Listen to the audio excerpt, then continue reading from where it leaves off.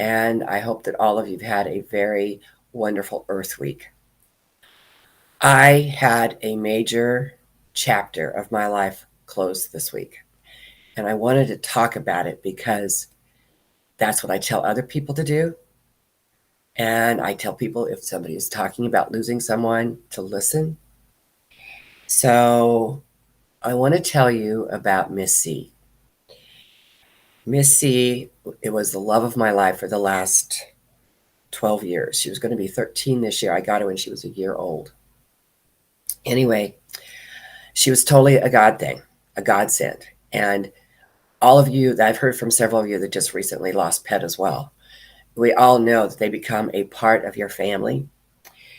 Miss C, her real name when I got her was Connie, which is why she was called Miss C. I got her. I said, I can't be the one sitting and laying and rolling over and asking for treats. So we couldn't both be Connie. She came into my life in October of 2010. She had been in a puppy mill. She was a Chinese crested powder puff and a tiny little thing. She weighed 10 pounds. When I got her, she was less than 5. She had been in a puppy mill. She had had puppies, and she was not even a year old yet.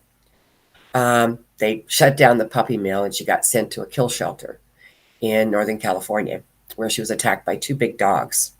So she had lacerations between her ears and between her shoulders. And they kept a sweater on her because she was completely raw, probably from allergies and anxiety. But her little body was raw. And I read her story. And of course, she was going to be at the PetSmart, not even 10 minutes from my house. So, of course, I went to see her and I held her in my hand. And it was love at first sight. Those big eyes and that white hair kind of go together, right? So I pick her up. I bring her home. My son and daughter-in-law were there, and they said, "Oh, you look just alike." Well, little did I know what was about to happen. I left her with my son and daughter-in-law because I had to go to a National Association of Realtors convention in New Orleans. And while I was there, I got a call from Tom's daughter saying that his test results had come back and that he had cancer. You know how sometimes you already know what's going to happen, even though you're not sure what's going to happen? When I went to answer that phone, I knew it was really bad news. And I knew instantly that it was not going to end well. So I'm telling you this because I'm sure some of you experienced this yourself at one point or another. So I said I was leaving the next day anyway, so I flew back to Portland, picked up Miss C and my car, and closed the door of my dream house. And when I closed that door, I knew that I wouldn't be coming back. I told my partners, I said, this is not good.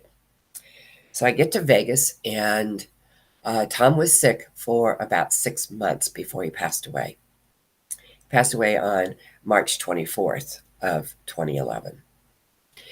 Anyway, so Miss C was his hand warmer, and our other little dog, Tinkerbell, was his foot warmer. And they absolutely adored him, and he absolutely adored them. So after Tom passed, about 4 months later, we had to put Tinkerbell down. And if I had not had Miss C, I don't know what I would have done.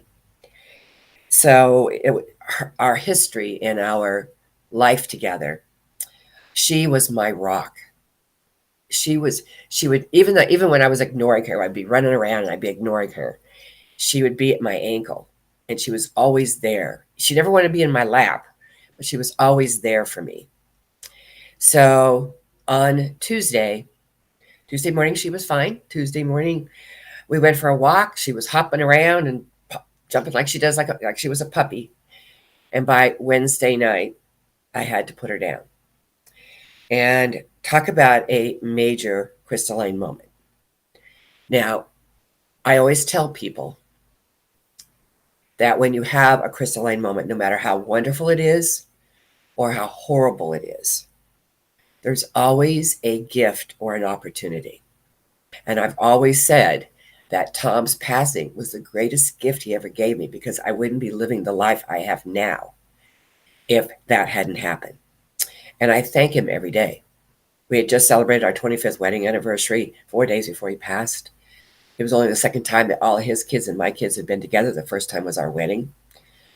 And Miss C became the central point of my life. I couldn't have asked for a sweeter dog. I couldn't have asked those big eyes.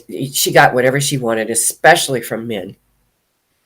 But I'm telling you all this because, first of all, I need to talk about it. When you lose somebody, the best thing anybody can do for you is just listen and let you talk. Michael said, my boyfriend, he said something to me. He says, this was on Wednesday night. He says, or no, it was Thursday. He says, okay, we need to set up some ground rules here. And I'm thinking, what are ground rules about? He said, I want you to talk about Missy anytime you want to talk about Missy.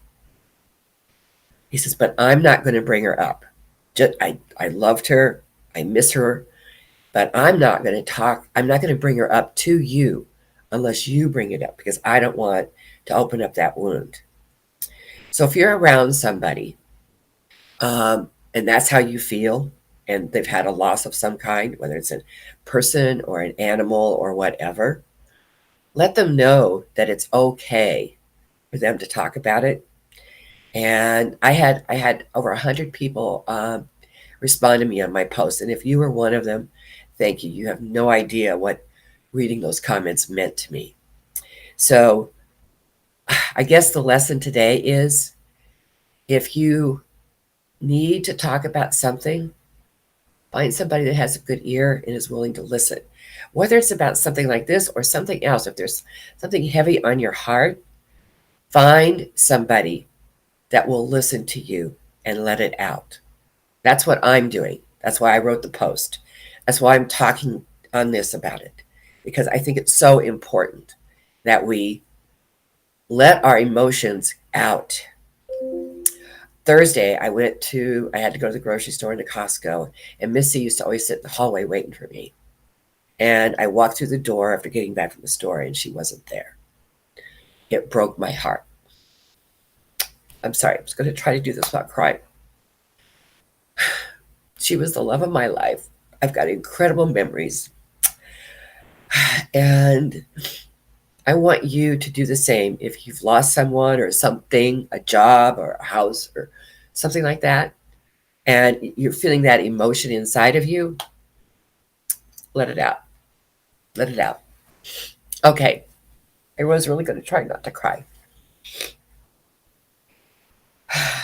The last look she gave me, she was saying to me, I love you. And I know there's a gift, and I know there's an opportunity. I don't know what it is right now, but I know it's there. So just know, if you're going through something as well, there's always a gift or opportunity. And when that happens, I'll be talking about it. All right. You have a beautiful, I hope you did something special for Earth Week. I did post something about it because I think it's really important that we pay attention. And anyway, I hope you have a beautiful week, and I'll see you next Saturday on to 70 and Beyond.